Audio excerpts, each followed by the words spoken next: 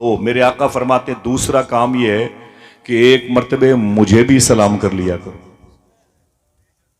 काश आप खुश हो के सुभान अल्लाह तो कह देते हैं। इतनी बड़ी तादाद क्या लगेज बन के बैठी हुई है कि गुलदान में, ये आंगनों में गुलदान रखे हुए हैं, आप हिल नहीं सकते, आप बोल नहीं सकते। सुभान अल्लाह कहें, आपको नेकियां मिलेंगी। नेकियों की जरूरत नहीं तो ले जाएं, अपनी माँ को भी दे दें, अपनी बहनों को, बीवी को, बच्चों को, पड़ोसियों को दे दें, किसी गरीब को दे दें। इन उलमा की झोली में कुछ नेकियां मिल जाएं, डाल दें आप बैठे बैठे। सुभान अल्लाह कहने से लेवल खराब नहीं होता। आप बोला कीजिए कि बड़ा ये नाम दिलों को पाक करता है, शऊर को पाक करता है, सेंस को पाक करता है, ख्यालात को पाक करता है।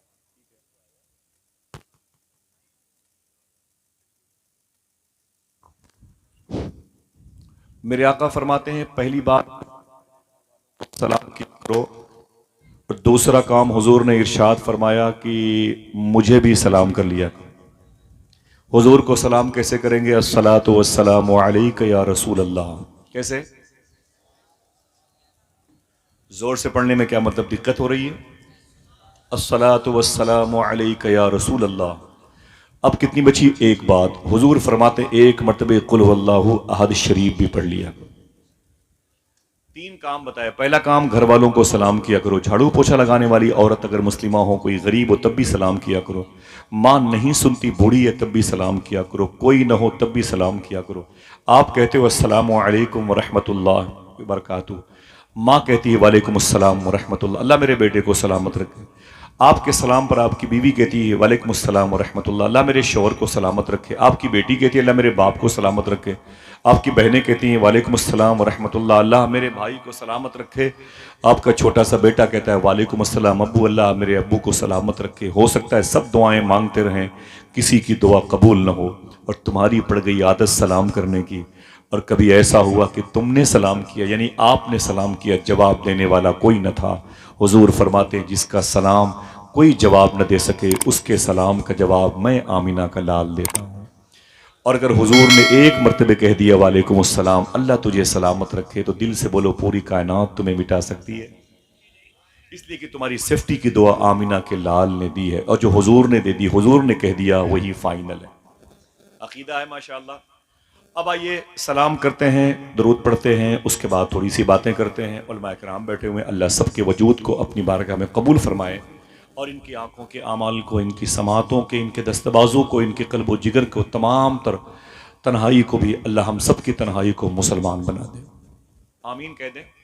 हुजूर गौस आजम की ये दुआ है, काश आप आमीन कह दें। सरकार गौस पाक फरमाते हैं ये दुआ किया करो, अल्लाह मेरी तन्हाई को मुसलमान कर दे। सुबहान अल्लाह। मैं सलाम करूँ, मेरे सलाम का जवाब दें, अस्सलामु अलैकुम व रहमतुल्लाहि व बरकातुहू। अब आइए दुरूद शरीफ पढ़ते हैं। दुरूद शरीफ के हवाले से एक बात सुने। हुजूर सैयदी अशाह सूफी सुल्तान मियाँ शाह साहब किबला से पूछा गया दुरूद पढ़ने का तरीका क्या है?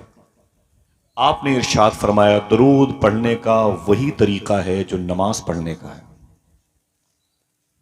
अगर बात आपके दिल को छू जाए, मुझे लगे कि हाँ यहाँ पर अहले अदब व अहले इश्क बैठे हुए हैं, वो सुभान अल्लाह कहने में मुखालत से काम नहीं लेते हैं, तो मेरा दिल बड़ा खुश होगा। वरना कॉल तो बहुत सारी जाती है जलसे जुलूस की, मैं तो बिल्कुल नहीं आ पाता।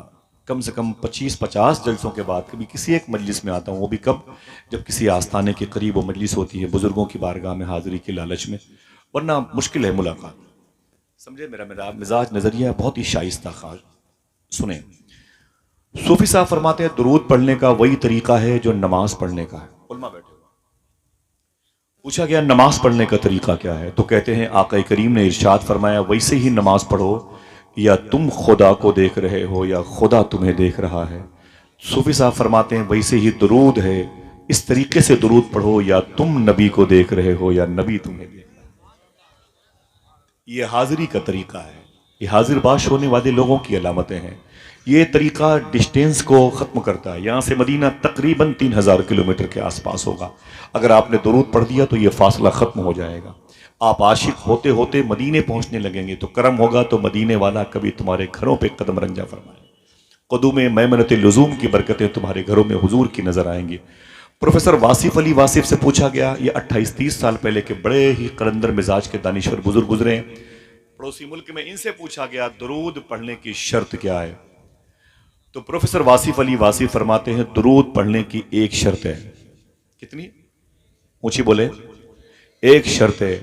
किसी ने पूछा कि हुजूर वो एक शर्त क्या है? तो वासिफ अली वासिफ फरमाते वो एक शर्त ये है कि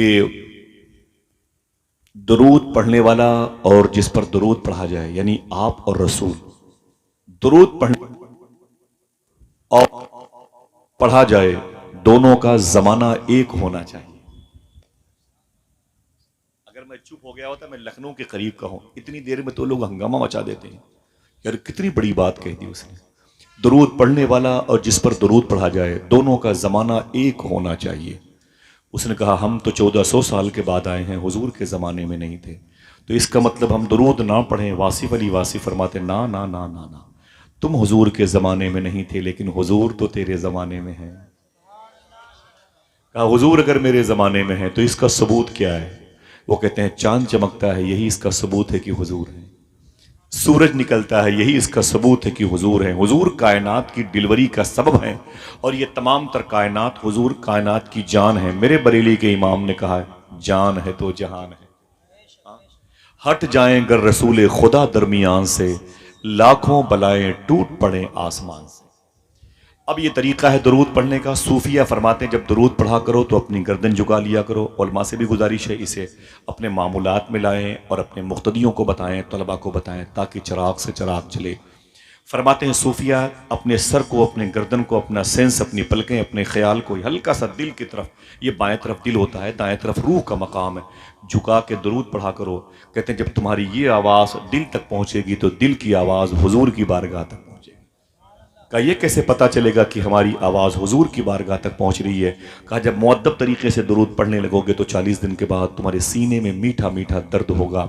जब ये दर्द होने लगे तो यकीन कर लेना कि तुम्हारी दुरूद की आवाज़ समात मुस्तफ़ा तक पहुँच रही है। एक राज था जो मैंने जाहिर कर दिया, हालांकि राज दिल का आईना है, उसको छुपा कर रखिए वरना टूट जाएगा हर जगह दिखाने से। ये हर जगह नहीं, ये तो आशिकों की जगह है। अल्लाह ताला हमको और आप सबको हुजूर की बारगाह में हाजिर बाश होकर दुरूद पढ़ने की तौफीक अता फरमाए। बड़े बुलंद आवाज़ से अल्लाहुम्मा सल्ली अला सय्यदना व शफ़ीअना व नबीना व मौलाना नूर का मुहम्मदिन व इतरतिही व बारिक वसल्लिम बिअदद कुल्लि मालूमिन लक। एक अज़ीमुश्शान क़ारी कुरान ने, मेरे भाई ने कुरान की तिलावत की, तन्हा हुजूर का जिक्र करते रहे। ज़रा प्यार से कह दो सुभान अल्लाह। लेकिन यकीनी तौर पर इतने लोग, मैं जब आया तो महफिल में थे कि इतने लोग तो अगर किसी एक जलसे में आ जाएं तो उस वक्त ही महफिल शबाब पर पहुंच जाती है। अल्लाह मेरे भाइयों के सबसे पहले आने पर, उलमाए कराम के इस वक्त आने पर कबूल फरमा ले, आमीन कह दो। ये महफिल जो है ना, आवाज़ कम रखें भाईजान, ये महफिल जो है बड़े भाई मोहतरम गुलाम जिलानी साहब क़िबला, नाम बड़ा प्यारा है, जिलान एक शहर का नाम है, हाँ है कि नहीं? जिलान एक शहर का नाम है। ये शहर मुल्क ईरान में है। मैंने ईरान का कई मरतबे सफ़र किया है, अभी भी 10-12 अक्टूबर को जाना है इंशाअल्लाह। ईरान एक मुल्क है जिसकी राजधानी है तेहरान। उसी के करीब में एक पहाड़ी पर मज़ार शरीफ है जहाँ मखदूमा शहरबानो आराम कर रही हैं। जो जाने वाले लोग हैं वही तो सुभान अल्लाह कहते हैं ना भाई, बकिया बहुत से लोग तो रास्ते से वापस चले आते हैं। ये मुल्क ईरान बड़ा प्यारा मुल्क है। अगर सुभान अल्लाह कहने का वादा करूँ, इसी मुल्क ईरान में एक शहर है सिमनान, जहाँ सरकार मखदूम अशरफ जहांगीर सिमनानी पैदा हुए। इसी मुल्क ईरान में एक शहर है इस्फहान, जहाँ मुंबई के मरियन लाइन के वजीर मालियत मखदूम बहाउद्दीन शाह इस्फहानी पैदा हुए थे। जोर से बोलने का वादा करो, बता दो ये मुल्क ईरान बड़ा प्यारा मुल्क है। इसी मुल्क ईरान में एक शहर है संजर, जहाँ हिंदुस्तान के बादशाह गरीब नवाज पैदा हुए थे। उनका खाते हैं तो उनके नाम पर क्यों ना बोले? जरा हाथों को उठा के बोले लब्बैक या गरीब नवाज, ऊंचे बोले। मचल के रख लिया करती हैं रहमतें उसको, पुकारता है कोई जब भी या गरीब नवाज। तुम्हारे वास्ते हमको किया खुदा ने गरीब, हमारे वास्ते तुमको किया गरीब नवाज। ये मुल्क ईरान बड़ा प्यारा मुल्क है। इसी में एक शहर है इस्फहान, जहाँ मखदूम बहाउद्दीन शाह इस्फहानी पैदा हुए। इसी मुल्क में एक शहर है संजर, जहाँ सरकार गरीब नवाज पैदा हुए। इसी मुल्क में एक शहर का नाम है सिमनान, जहाँ मखदूम अशरफ जहांगीर सिमनानी पैदा हुए। संजर में ख्वाजा गरीब नवाज पैदा हुए। अगर बोलने का वादा करो बता दूं, आप बोलो न बोलो, आपके सर के ताज उलमा बोलेंगे। इसी मुल्क ईरान में एक शहर है शिराज, जहाँ शेख सादी शहराजी आराम कर रहे हैं। इसी मुल्क में एक शहर है मशहद, जहाँ 8वें इमाम अली रजा आराम कर रहे हैं। इसी मुल्क ईरान में एक शहर है जिसे जाम कहते हैं, जहाँ शेख अहमद जाम लेटे हुए हैं। ये वही बुजुर्ग हैं जो शेर पर सवारी करके गौस पाक की बारगाह में आए थे। इन्हीं के शेर को गौस पाक के कुत्ते ने चीर फाड़ डाला था। आपके शहर बरेली के इमाम ने कहा था, क्या दबे जिस पे हिमायत का हो पंजा तेरा, शेर को खतरे में लाता नहीं कुत्ता तेरा। यही वो प्यारा मुल्क है जिसमें एक शहर है जीलान। ये जीलान कहाँ पर है? एक शहर है मशहद, 900 किलोमीटर के फासले पर। वहाँ की राजधानी है तेहरान। तेहरान से तकरीबन 600 किलोमीटर का सफ़र करेंगे तो एक छोटा सा एयरपोर्ट पड़ेगा। उसे छोटा कैसे कहें, उसका ताल्लुक गौस पाक की पैदाइश की ज़मीन से है, जिसे रिश्त कहते हैं। वहाँ से तकरीबन 3 घंटे का फासला तय करेंगे तो आपको पहाड़ियों की ज़मीन मिलने से पहले एक मुबारक वादी मिलेगी। उसी वादी में हुजूर गौस पाक की अम्मी जान मखदूमा फातिमा उम्मुल खैर लेटी हुई हैं। आगे का सफ़र करेंगे तकरीबन 40 किलोमीटर, पहाड़ियों के करीब से गुजरेंगे तो सबसे आगे जाएंगे तो चमकता हुआ गोल्डन कलर का गुंबद मिलेगा। इसी गुंबद के साए में गौस पाक के अब्बू जनाब शेख मूसा जंगी दोस्त लेटे हुए हैं। तो शहर का नाम है जीलान। आप चलेंगे इंशाअल्लाह? हाथों को उठा के बताओ भाई। यार थके हुए हैं, कम से कम आप जाने का इरादा कर दे, मेरी थकावट के जरासीम को शिकस्त मिल जाए। चलेंगे इंशाअल्लाह? अल्लाह मेरे भाइयों को गौस पाक का दरबार दिखा दे। तो नाम रखा है, मुझे नहीं मालूम कि क्या हाजी फरियाद साहब है शायद, उनके चलिस्मे के मौके पर भाई गुलाम जिलानी साहब। ये जिलान वही जिलान है जहाँ गौस पाक पैदा हुए। सुभान अल्लाह। जहाँ गौस करीब में 60 किलोमीटर पे गौस पाक के नाना शेख अब्दुल्ला सोमई की मज़ार शरीफ है। चलेंगे उलमाए किराम? अल्लाह इन बुजुर्ग उलमाए किराम को सबको हाज़िरी की तौफीक अता फरमाए इंशाअल्लाह। मैंने सफ़र किया है, जितने नाम मैंने लिए शायद एक आध जगह नहीं गया, वरना करीब करीब हर जगह हाज़िरी हुई, बार बार हाज़िरी हुई। अल्लाह का शुक्र है, जलसे जुलूस में मेहनत करता हूँ, 4 पैसे मिलते हैं, बगदाद चला जाता हूँ। ठीक है, मेरी ज़िंदगी, मेरा मिशन, मेरी रूह, मेरी जान, मेरा ईमान सैयदना शेख अब्दुल कादिर जिलानी है। अल्हम्दुलिल्लाह रब मुस्तफ़ा के तने बेसाया का साया देखा, जिसने देखा मेरी जान जलवे ज़ेबा तेरा। भाई गुलाम जिलानी का नाम भी इसी मुनासबत से अल्लाह उनके दिल में जीलान के शहनशाह की खूब मोहब्बत कूट कूट करके भर दे। लोगों के पास पैसे आते हैं तो कहाँ कहाँ तफरी करते हैं लोग। एफल टावर जाते हैं देखने के लिए, चाइना की दीवार को देखने की तमन्ना में दीवार के नीचे दब के मर जाते हैं। कुस्तुनतुनिया की दीवार कैसी है, जिसको कोई फतेह नहीं कर पाया, उधर क्रॉस नहीं कर पाया, जरा देखें। उसको देखने की तमन्ना में लोग सिगरेट पीते पीते मर जाते हैं। लोगों के पास पैसे आते हैं तो कश्मीर के डल झील के किनारे पर जाते हैं और मिर्जा गालिब की गज़लें पढ़ते पढ़ते मर जाते हैं। कुछ लोग तो ताजमहल बनवाने के चक्कर में मौत से पहले मरना चाहते हैं।